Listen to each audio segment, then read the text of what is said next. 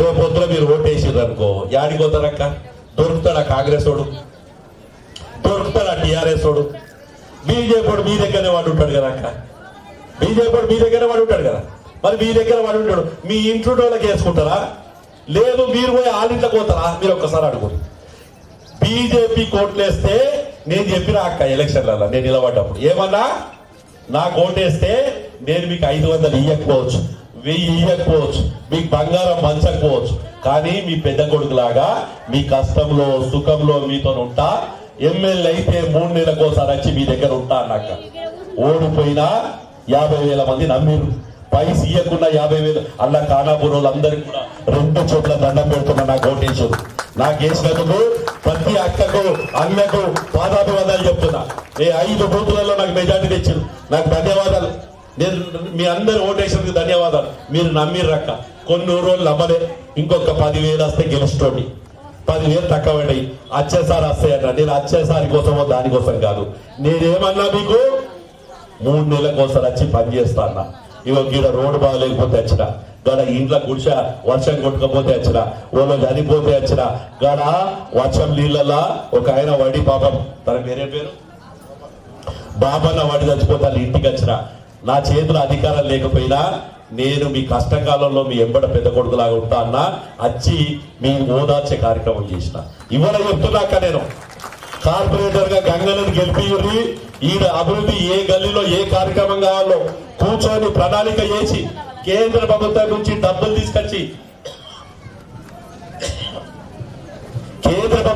డబ్బులు తీసుకొచ్చి ఖానాపూరు, కాలూరు, విట్లేష్ నగరు, అలాగే గౌడ్స్ కాలనీ అన్ని కూడా ఒక పేరు మర్చిపోతే మన్నించాలి. ప్రతి గల్లీ డెవలప్ చేసుకునే బాధ్యత మనం తీసుకుందామని తెలియజేస్తున్నానక్క.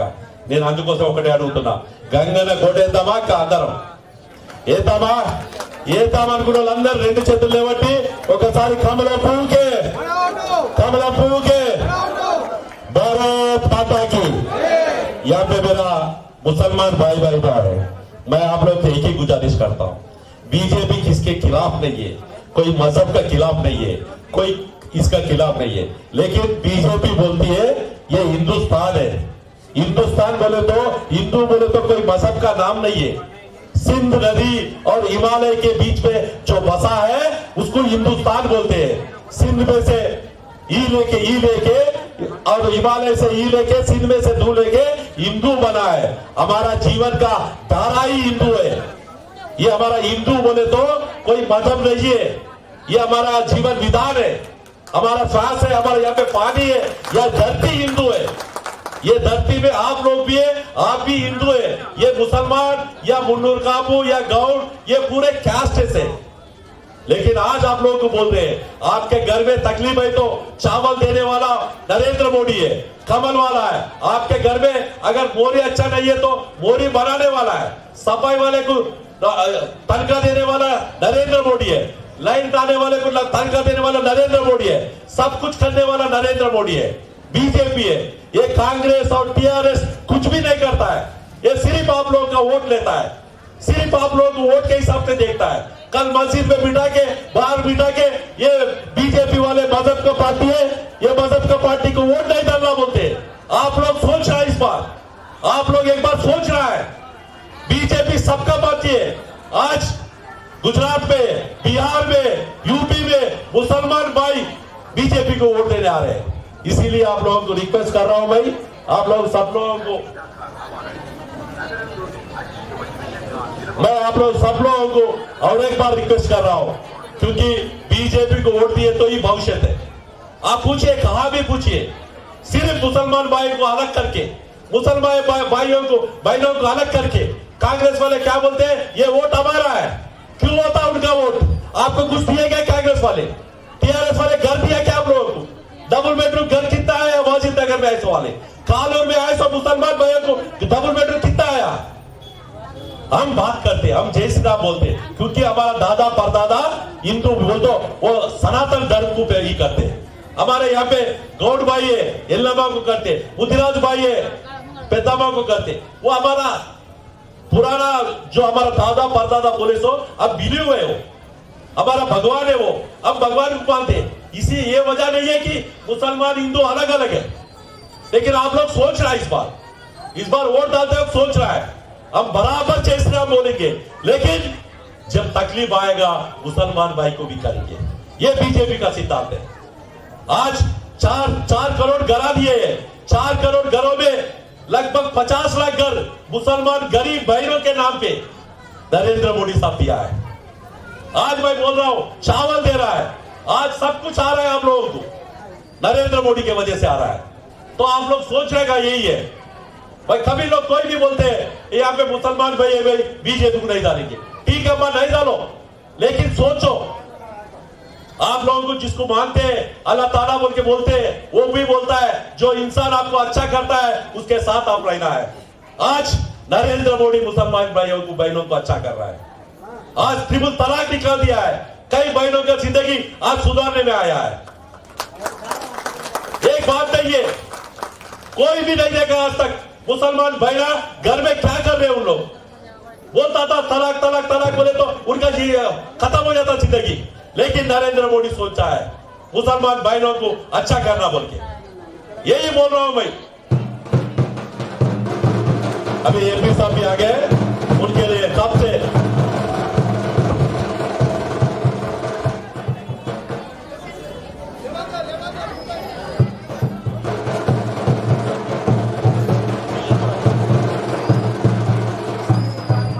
बैठे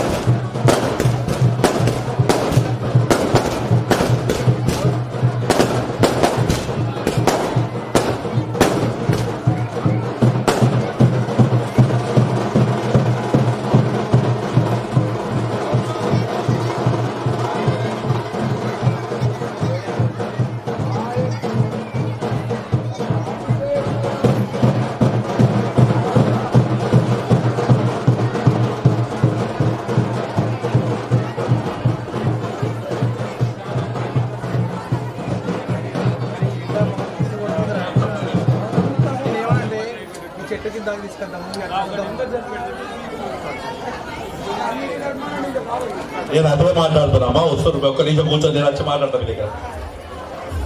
పెద్దలు మన పార్లమెంట్ సభ్యులు ధరంపూరి అరవింద్ గారు వేదిక మీదకి రావాల్సిందిగా విజ్ఞప్తి చేస్తున్నాను. వారితో పాటు అభ్యర్థి గంగాధర్ గారు, అలాగే మహేష్ గారు, సంతోష్ గారు, అన్వేష్ గారు,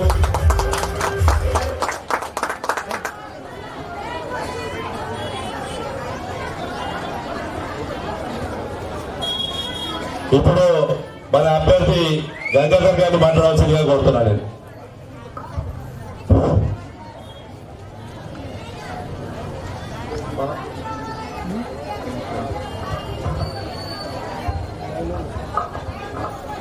అందరికీ జై శ్రీరామ్. ఈరోజు మున్సిపల్ ఎన్నికల సందర్భంగా మన అభ్యర్థి డివిజన్ 1 కాలూరు ఖానాపూర్ అభ్యర్థి కోరా గంగాధర్ గారిని బలపరచడానికి మద్దతుగా మన డివిజన్ 1కు ఇచ్చేసిన పార్లమెంట్ సభ్యులు ధర్మపురి అరవింద్ గారికి ధన్యవాదాలు.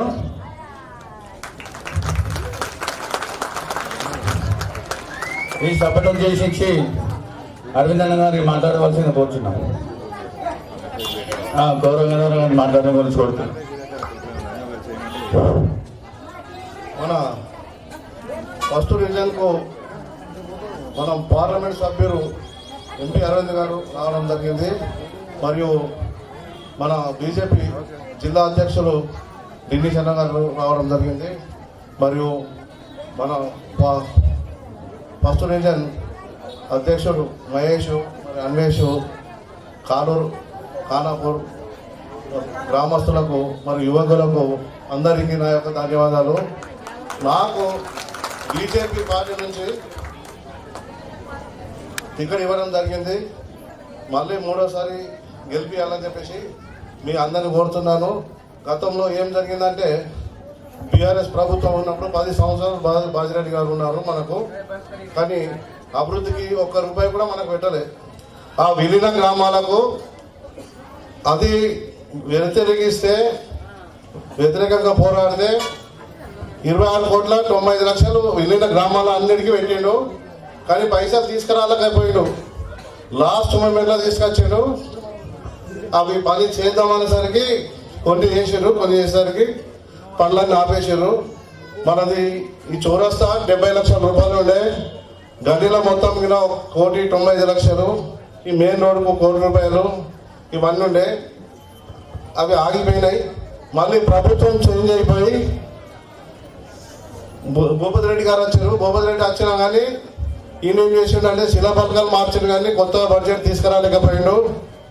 ఇవే శిలాఫలకాలు మార్చుకుంటా అవే పైసలు తీసి అక్కడ ఇక్కడ పెట్టి ఈయన షో చేస్తున్నాడు. ఇద్దరు ఆయన కూడా పైసలకే గుట్టలు చెరువులు అన్ని తవ్వకుండా పైసల కోసం ఎగబడ్డారు. ఇతను కూడా సేమ్ అదే పని చేస్తున్నాడు. ఏం పని చేస్తలేడు. ఈయన కూడా ఉన్న పైసలు తీసి వేరెక్కడ పెట్టుకుంటున్నాడు. అందుకోసం ఇన్ని రోజుల నుంచి మా ఖానాపూర్ గ్రామము ఫస్ట్ డివిజన్ చాలా వెనుకబడింది అన్న. పైసలు పెట్టినట్టే పెట్టారు, మళ్ళీ తీసేసి వేరెక్కడ రైస్ మిల్లులకు పైసలు తీసుకొని పెట్టడం జరిగింది. మళ్ళీ మీరు ఇప్పుడు మాకు కలెక్టర్ ఆఫీస్ దగ్గర ఉన్నది కాబట్టి మాది తొందరగా అభివృద్ధి చెందాలా, కానీ వెనుకబడిపోయింది. మాకు స్పెషల్గా మీరు అరవింద్ అన్న గారికి చెప్తున్నాను, దత్తత తీసుకోవాలని చెప్పేసి ఫస్ట్ డివిజన్ని నేను కోరుకుంటున్నాను. లేకుంటే అన్న చాలా వెనుకబడుతున్నది, ఇంకా చాలా ఇబ్బందులు ఇదవుతున్నది. ఎందుకంటే కలెక్టర్ ఆఫీస్ కూడా మా శివారే, ఎక్కడ కాదు మా శివారే. అందుకోసం మీరు అందరూ అన్ని విధాలా దృష్టి పెట్టి అరవింద్ అన్న గారికి తొందరగా కొంచెం ఫండ్స్ ఎక్కబెట్టి ఫస్ట్ డివిజన్ని అభివృద్ధిలోకి తీసుకురావాలని చెప్పేసి కోరుకుంటున్నాను. మరి మళ్ళీ నాకు టికెట్ ఇచ్చినందుకు అన్నగారికి ధన్యవాదాలు. నేను కూడా మీకు ఎప్పుడు ఎవరు ఫోన్ చేసినా నేను వచ్చేసి ఇక నా అంత సాయం అయితే నేను చేస్తున్నాను. మరి ఇప్పుడైతే ఏ ఇంటిలోనైనా ఆడబిడ్డ పడితే నా సొంత ఖర్చులు 5,000 రూపాయలు ఇస్తానని నేను మీ అందరికీ చెప్తున్నాను. కావున మళ్ళోసారి నాకు ఓటేసి భారీ మెజారిటీతో గెలిపించాలని చెప్పేసి అందరినీ కోరుకుంటున్నాను.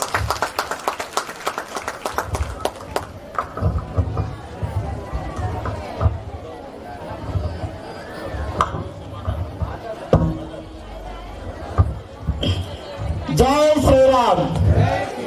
భారత్ మాతాకి, భారత్ మాతాకి. ఈరోజు ఈ భాగ్యనగర్ వాసులకు ముఖ్యంగా నేను షార్ట్ కట్లో మాట్లాడతా, సమయం తక్కువ ఉంది కాబట్టి. గత 5 సంవత్సరాలు టీఆర్ఎస్ గవర్నమెంట్లో ఉన్నప్పుడు ఎమ్మెల్యే గారికి బతిమలాడంగా టీయూ ఆఫీస్ ఫండ్స్ తీసుకొచ్చి ఈ డబుల్ రోడ్డు బ్రహ్మాండంగా వేపిస్తాని కొబ్బరికాయ కొట్టిపోయిండు. ఇప్పుడు భూపతి రెడ్డి వచ్చిండు, మళ్ళా అదే ఫండ్స్ కొబ్బరికాయ కొట్టిండు. 2 సంవత్సరాలు దాటిపోయింది కానీ ఈ రోడ్ వేయలే. ఏమో పెట్టుకొని ఈ భూపతి రెడ్డికి అసలు ఈ భాగ్యనగర్ వాసులు ప్రశ్నించాలని కోరుతున్నాను. ఇక్కడ ఈ రోజు చేయకపోగా దీన్ని తీసుకుపోయి వాళ్ళ కాంగ్రెస్ నాయకుల కొరకు వాళ్ళ గోదాముల కొరకు రోడ్ వేసిండు. ఈ భాగ్యనగర్ వాసులు ఇది గమనించాలని కోరుతున్నాను. అలాగే ఈ 2.5 సంవత్సరాలలో భూపతి రెడ్డి గారు ఖానాపూర్ కానీ కాలూరు కానీ చేసింది ఏమీ లేదు, శూన్యం. ఈ 2 సంవత్సరాల కాలము ఎంతో మున్సిపల్ నుంచి కూడా ఒక్క రూపాయి తీసుకురాలేదు. అలాగే మా కాలూరులో కూడా ఏం పనులు వేసింది లేదు, కానీ గతంలో జరిగిన అభివృద్ధులకు రంగులు మార్చింది తప్ప ఒక్క రూపాయి డెవలప్మెంట్ కాలేదు. ఇప్పుడు ఏ ముఖం పెట్టుకొని గ్రామాలకు వస్తాడో నాకైతే అర్థం కాలేదు. ప్రశ్నించడానికి ఎదురుపడడానికి కాలూరు వాసులు కానీ భాగ్యనగర్ ఖానాపూర్ వాసులు కానీ అందరూ ఎంతో ఆతృతగా ఎదురు చూస్తున్నారు. అలాగే ఏదైతే ఈ మున్సిపల్ ఎన్నికలు జరుగుతున్నాయో మన అభ్యర్థిగా పూర్వ గంగన్న గారు నిలబడ్డారు. అదే కాంగ్రెస్ పార్టీ నుంచి అగ్గు భోజన్న గారు నిలబడ్డారు. అగ్గు భోజన్న గారు ఎప్పుడు కూడా ఏ ప్రజా సమస్యల్ని పట్టించుకోడు. ఆయన స్వార్థం కోసం, ఆయన డెవలప్మెంట్ కోసం పోతాడు. మా కాలూరు వాళ్ళందరూ తెలుసు. గతంలో ఒకసారి ఓడగొట్టారు, ఈసారి కూడా ఓడగొట్టడానికి ఎప్పుడు టైం వస్తుందని చూస్తున్నారు. అలాగే అతను ఇప్పటిదాకా ఆయన స్వార్థం కోసం ఉంటాడు కాబట్టి ఈ ఖానాపూర్ వాసులు, ఖానాపూర్ కాలూరు వాసులని కులం అని అదని ఇదని తాక్లాట పెట్టడానికి బాగా ప్రయత్నిస్తుంటూ భోజన గారు, కానీ వాళ్ళ కులస్తులు చెప్తున్నారు మాకు ఇబ్బంది ఉండి టౌన్లో ఉండి రారా బాబు అంటే 10 సార్లు ఫోన్లు చేయించుకున్నాడు. 2 గంటల కానీ వచ్చి మాకు ఎలాంటి సాయం చేసే మనిషి కాదు, ఆయన కోసమే ఇచ్చేస్తారని ఖానాపూర్ వాసులకు బాగా తెలుసు. గత 4-5 రోజులుగా కళ్ళబొల్లి మాట చెప్పే ప్రయత్నం చేస్తున్నారు, కానీ ప్రజల్లో స్పందన లేదు. ఎట్లయినా నాకు ఓటమి తప్పదని ఆయన గ్రహించుకున్నాడు. అలాగే భారీ మెజార్టీతో మన కోర్వ గంగాధర్ అన్న గారి గెలిపించి ఈ కాలూరు ఖానాపూర్ ఫస్ట్ డివిజన్ని మిగతా డివిజన్లకు ఆదర్శంగా డెవలప్మెంట్ చేస్తానని మీకు నా తరఫున గంగన్న గారి తరఫున మీకు హామీ ఇస్తున్నాను. అలాగే గతం సరే నాకు అల్లకొడుతుంది, నా గుండు కూడా ఎండగొడుతుంది. కోటయ్య గారిని ఒక నిమిషం ఆగమ్మా. కోటయ్య గారిని వేదిక మీదకి వచ్చిన తర్వాత వారికి కండువా కప్పి భారతీయ జనతా పార్టీలో ఆహ్వానించాలిగా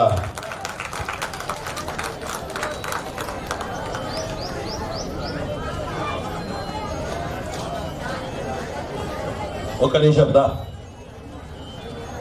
సంతోష్ కొంచెం వాడు జరిగి తన కోటన్నకి ఇస్తే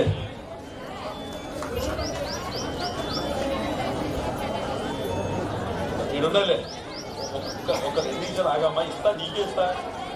ఎటు పోతుందని చెప్పమన్నా.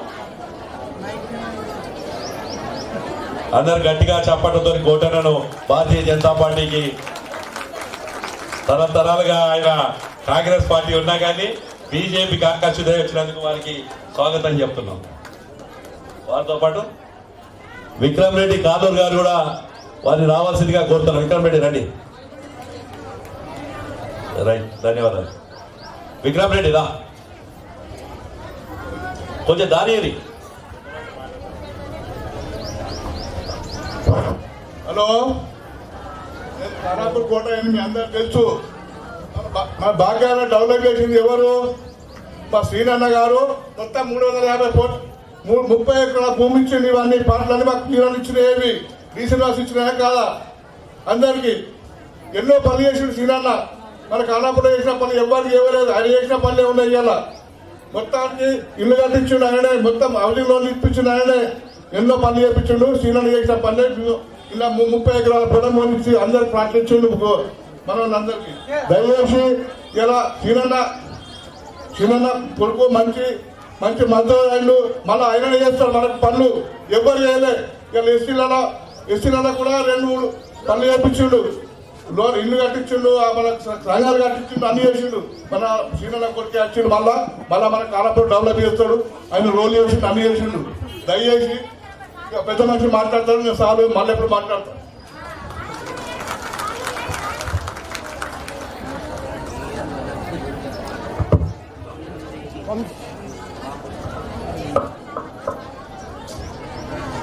జై శ్రీరామ్, జై శ్రీరామ్. భారత్ మాతా की, భారత్ మాతా की.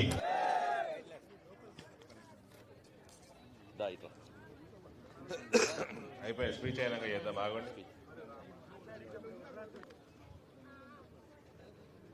గీడే జర పిల్లగాలు జర పక్కకి జరుగుతున్నాం. అది ఏంటది? ఏం శిలాఫలకం అది? బాబా ఏం కావాలి? నీకు ఏం కావాలి చెప్పు. అది మాట్లాడుతున్నా కదా అవే గవే మాట్లాడుతున్నా అవే.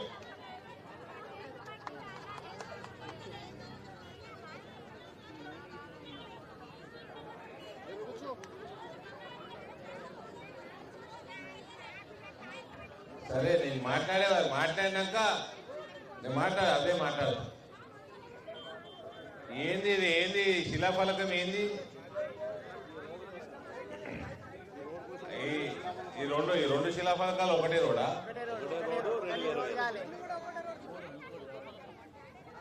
ఒక రాధ ఇద్దరు కృష్ణులా? ఇది ఎన్నడేసిండ్రు? 2023. అది ఎన్నడేసిండ్రు? ఎలక్షన్లు వస్తున్నాయని వేసినట్టున్నాడు అంతేనా? ఎలక్షన్ అయినాక మళ్ళీ రావే.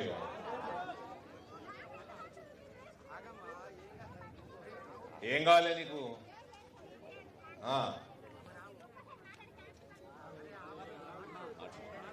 మరి నిలబడి ఎలక్షన్ నిలబడు నెక్స్ట్ టైం.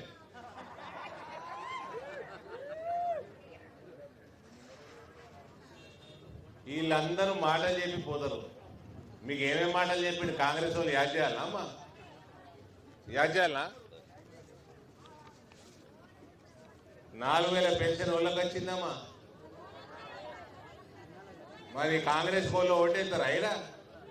కొందరు వేస్తున్నారు కాంగ్రెస్ కోటు తెలుసా అయినా? వేయకండి. కాంగ్రెస్కి ఓళ్ళు ఓటేయద్దు, పుట్టి తుర్కోళ్ళు ఓటేస్తున్నారు అంతే. హిందువులు వాళ్ళు ఓటేస్తలేరు. వేయకండి. 4000 పెన్షన్ ఇచ్చినప్పుడు చూద్దాం. రైతులు ఉన్నారు కదా మన దగ్గర, రుణమాఫీ అయిందా? కాలే. రైతు భరోసా వస్తుందా టైంకి? వస్తలేదు. బంగారం ధర పెరిగిపోయింది. తులం బంగారం ఏమాయ్? పొట్టోడు వస్తున్నాడు సాయంత్రం వస్తున్నాడు ఇందూరుకి. తెలుసా మీకు? కాంగ్రెస్ వాడు వచ్చి చెప్పిపోయింటాడు కదా, సాయంత్రం వస్తుడు పొట్టోడు లారీలు పెడతాం, బస్సులు పెడతాం, రైల్వే. చెప్పులు తీసుకొని పోండ్రి, తొండలు దొరకొట్టు పోయి. సరేనా? ఎవరు దొరకొడతారు తొండలు? రేవంత్ రెడ్డి లాగులు తొండలు దొరకొట్టు. బాయ్ తులం బంగారం బాయ్ రేటు కూడా డబల్ అయిపోయాయి. అర్ధ తులం కూడా ఇయ్యడు. నిరుద్యోగ భృతి 4000 రూపాయలు. ఉద్యోగాలు ఇవ్వకపోతే చదువుకున్న పిల్లగాళ్ళకి 4000 రూపాయలు ఇస్తానని ఇచ్చిండా? ఫీజు రీఎంబర్స్మెంట్ స్కాలర్షిప్లు వస్తున్నాయా? మెగా డిఎస్సి పెట్టి 6 నెలల టీచర్ ఉద్యోగాలు భర్తీ చేస్తా అన్నాడు. 2,000 సంవత్సరాలు అయిపోయాయి, ఒక్క ఉద్యోగం ఇచ్చింది లేదు. 18 సంవత్సరాలు పూర్తి అయి చదువుకునే ప్రతి యువతికి, అమ్మాయిలు చదువుకునే అమ్మాయిలు ఉన్నారా? అయినా ఉన్నారు కదా. ఎలక్ట్రిక్ స్కూటర్లు ఇస్తానని ఉచితంగా ఇచ్చిండా? ఎలక్ట్రిక్ స్కూటర్లు ఇయ్యలే. ఆటో డ్రైవర్లు ఉన్నారు అయినా 12,000 రూపాయలు, 12,000 ఇచ్చిందట. ఎట్లా ఖర్చు పెట్టాలని అర్థమవుతలేదట.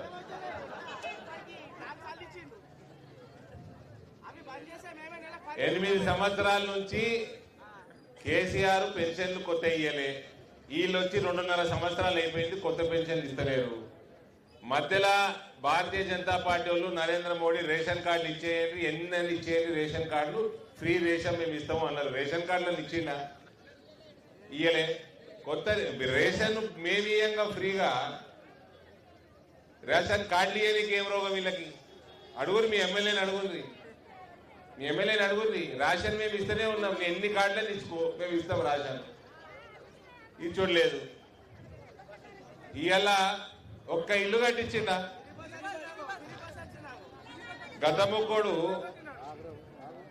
గద్దముకోడిగో ఇప్పుడు ఈ గంగన్న మీ కార్పొరేటరు నా దగ్గరికి 10 సార్లు తిరిగాడు. వేరే పార్టీలు ఉండగా కూడా 10 సార్లు తిరిగాడు.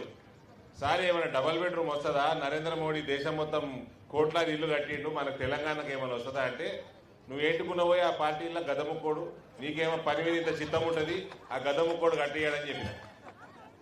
ఆడు 2000 పెన్షన్ ఇచ్చిండు, కేంద్రం నుంచి వచ్చిన 2 లక్షలతోటి ఇల్లు కట్టియలే, కుండలు పెట్టిండు, బిందెలు ఎత్తుకపోయిండు. అది గద్దముక్కోడు చేసిన కథ. వీళ్ళు కుండలు కూడా పెడతలేరు, ఉన్న కుండలు వాళ్ళ కుడుతుంది కాంగ్రెస్ వాళ్ళు. ఏమై ఇంద్రం ఇల్లు ఏమై జాగుంటే 5 లక్షలు ఇస్తా అన్నాడు కదా పొట్టోడు, అన్నాడు కదా. ఊకొకే పొట్టోడు అంటే అనకుర్రి, ఆడు నన్ను గుండె అంటాడు. విన్నారా? ఏం కాదు, తొండలు కూడా పొట్టను కంటే పొడుగునే ఉంటాయి. తొండలు దొరకుంటారు సాయంత్రం. ఏమైనా ఇవన్నీ వాగ్దానాలు ఇంకా చాలా ఉన్నాయి. ఎన్ఆర్ఐ లేరా దుబాయ్ మస్కట్ దిక్కు? మన గ్రామంలోకి వెళ్ళి వాళ్ళకి ఎన్ని మాటలు చెప్పిండు, ఎన్ని మాటలు చెప్పిండు వాళ్ళకి? ఏమని చేస్తుండా? ఏం లేదు. మీకు నరేంద్ర మోడీ కోట్లాది ఇల్లు కడుతున్నారు. నేను మస్తు సార్లు వచ్చిన ఢిల్లీకే ఓటు కాదవ్వా, గల్లీలో కూడా బీజేపీకి వేయాలి అని చెప్పిన, మీకు చెప్పినా కదా. మీరేమో ఎమ్మెల్యే కాంగ్రెస్కి వెళ్తుంది. ఏమో ఇల్లు అయిందా? 2.5 సంవత్సరాలు అవుతుంది ఒక్క ఇల్లు కాకపోయి. ఆయననేమో కోట్లాది ఇల్లు కడతా ఉన్నాడు, అవినీతి లేకుండా పరిపాలన చేస్తా ఉన్నాడు. నేను 7 సంవత్సరాలు అయింది ఎంపీ అయ్యి. 7 రూపాయలు అవినీతి ఆరోపణ ఉందా నా మీద? లేదు. ఈ పక్కకు ఎమ్మెల్యే ఉంటాడు, బీజేపీ ఎమ్మెల్యే అర్బన్లా, ఆయన మీద రూపాయి ఆరోపణ ఉన్నదా? లేదు. అవినీతి లేకుండా మీకోసం పనిచేస్తాము. కేంద్రంకి వెళ్ళి నిధులు తెచ్చి మీ గ్రామ పంచాయతీలని పెంచుతాము, డెవలప్ చేస్తాము, మీ రోడ్లు వేపిస్తాము, ఇల్లు కట్టిస్తాము. ఓళ్ళన బీమార్ అయితే 5 లక్షల రూపాయలు ఇస్తున్నారు నరేంద్ర మోడీ ఆయుష్మాన్ భారత్. తెలంగాణలో ఇస్తలేరు, తెలంగాణలో పథకం ఇంప్లిమెంట్ చేస్తలేరు. మా దగ్గర ఆరోగ్యశ్రీ ఉన్నది, రాజీవ్ ఆరోగ్యశ్రీ అట. ఓడికని వచ్చింది ఆరోగ్యశ్రీ? ఓడు బీమారే కాలేదా మీ దగ్గర? మళ్ళీ 5 లక్షల రూపాయలు వద్దా? ప్రతి సంవత్సరం 5 లక్షలు వస్తాయి వద్దా? ఈ రోడ్ వేయించుడు, నిధులు కేంద్రంకి వెళ్ళి తెచ్చి ఇమీడియట్ గా ఏపీయొచ్చు. జర గల్లీలో కూడా బీజేపీ కోటేరు రావా అని అడుగుతున్నా. అంతే కదా. ఇప్పుడు నువ్వు వంట చేస్తావు, సామాన్లు నీ కొడుకు తెచ్చిస్తాడు, మీ ఆయన సంపాదించి తెచ్చిస్తాడు, అందరు కలిస్తేనే కదా భూ వచ్చేది. అంతే కదా. వ్యవసాయం చేస్తాడు, పంట పండిస్తాడు, తీసుకొస్తాడు, వేరే సామాన్లు కొడుకు తెచ్చిస్తాడు, అయితే నువ్వు వండి పెడతావు.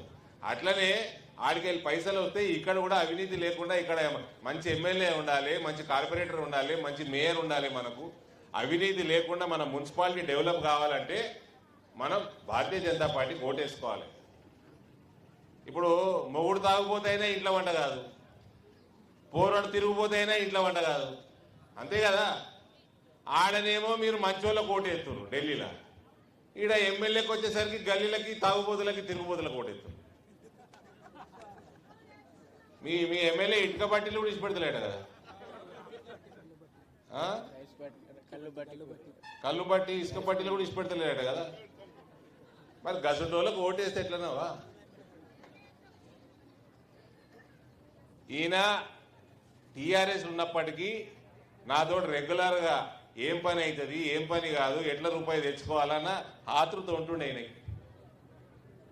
నేను చెప్పంగానే మా పిల్లగాడు ఏడి మహేష్ ఏడి భారతీయ జనతా పార్టీని పెంచినోడు, భారతీయ జనతా పార్టీని గట్టిగా బలంగా పెట్టినోడు.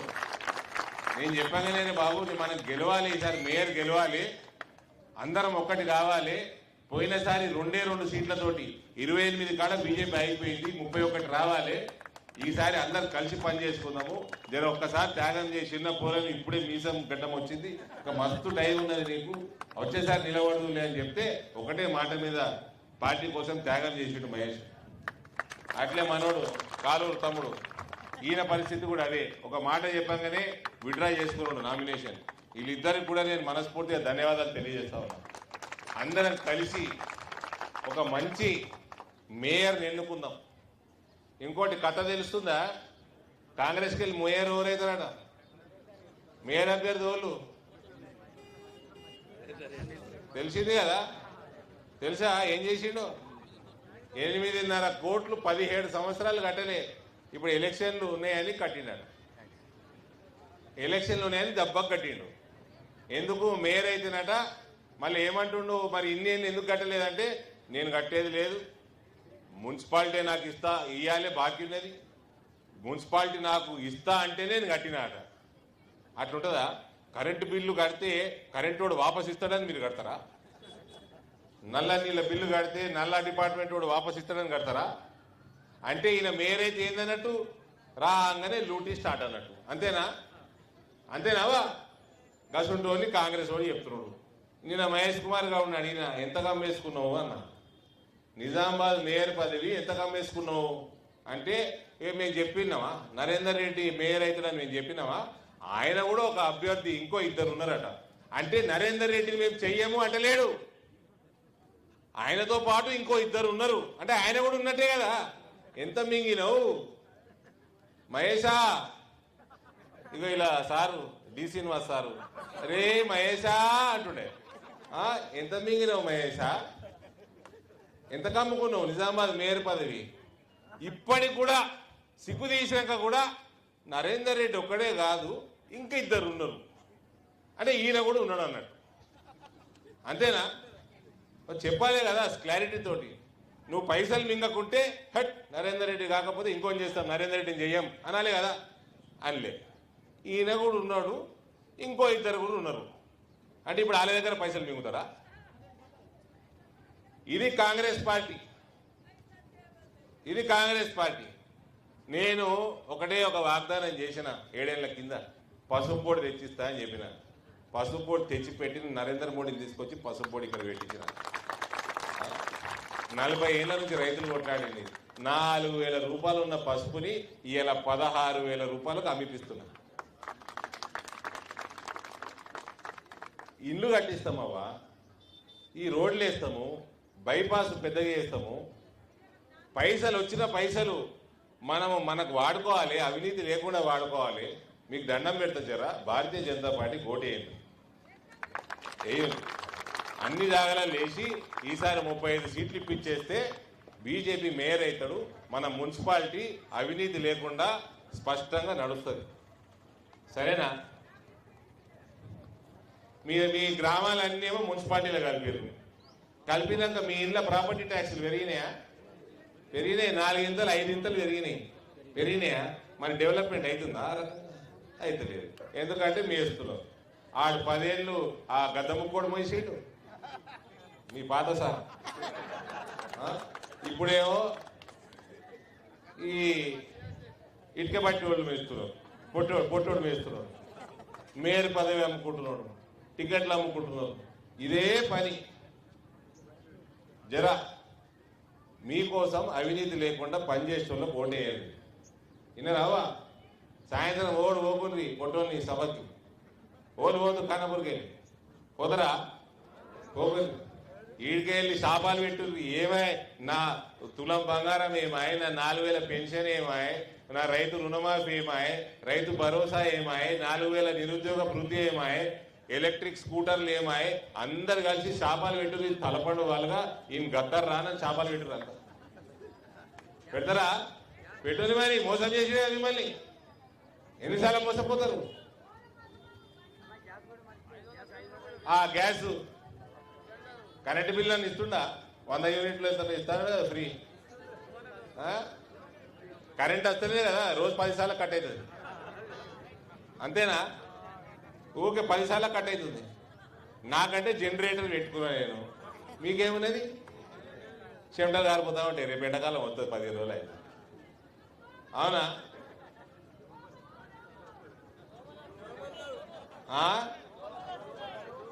దోమల ఏడ చూస్తే ఆడ నిజామాబాద్ మొత్తం తిరుగుతా ఉంటే అంత చెత్తనే, డ్రైనేజీలే. రేపు వర్షాలు పడితే దోమల పెడతా, డెంగ్యూ జ్వరాలు, చికెన్ గున్యా జ్వరాలు, ఇయే జ్వరాలు, వైరల్ జ్వరాలు. మళ్ళా బీమార్ అయితే ఆరోగ్య బీమా లేదు. తెలంగాణ వాళ్ళకు ఎవరు చెప్పాలో అని మీకు అర్థమైతలేదా? బీజేపీ కోటేది మీకు 5 లక్షల ఆరోగ్య బీమా, ప్రతి సంవత్సరం 5 లక్షలు వస్తుంది. ఇవన్నిటికీ తెలుగోడేంది, తురుకోడేంది? ఆ తుర్కోలు కూడా అర్థం చేసుకోండి. మీరు ఏంటి కోటేస్తారో మీకే తెలియదు. కాంగ్రెస్ వాళ్ళకి, టీఆర్ఎస్ వాళ్ళకి ఓడన్నా ఓటేయంగా చూసిండ్రా? మీరు సాటు పోతుంది, ఓటేసి వద్దురు. కమలానికి గుద్దేశారండి. మీ ఆయన అడిగితే కాంగ్రెస్ వేసినామని చెప్పు.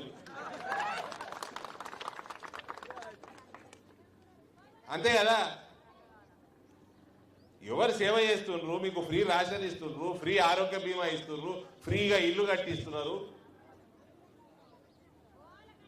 పావులా బట్టి బందే ఎన్నేళ్ళాయి గ్రూపులు. గ్రూపులలో అందరు గ్రూపులనే ఉంటారు కదా, చేతులు ఎత్తురి. ఏమై పావులా బట్టి వద్దా? మళ్ళా పాత రోజులు వద్దా? కావాలి కదా. మరి అవినీతి ఉండొద్దు. వీళ్ళందరూ మీరు ఎంత జల్దీ పొట్టోనికి తొండ దొరకొడితే అంత జల్దీ మంచి భవిష్యత్తు వస్తుందా? సరేనా? చేస్తారా? ఓటు వేస్తారా? గెలిపిస్తారా? అన్నను గెలిపిస్తారా? పెద్ద మెజార్టీతోటి పని మంతోడు పని చేస్తాడు. నాకంటే మీకు తెలుసు, 5-10 ఏళ్ళకి వెళ్ళి చూస్తా ఉన్నది మీరే. బీజేపీలు ఉంటే ఇంకెక్క పని చేస్తాడు. సరేనా? వస్తారు కదా, కమలానికి ఓటేస్తారు కదా, చేతులైతే రోడ్లు వేస్తారు. భారత్ మాతాకి, భారత్ మాతాకి. జైనింగ్స్ ఇప్పుడు దండంపల్లి విజయ్, చిన్న గంగాధర్, పూర్వ విజయ్,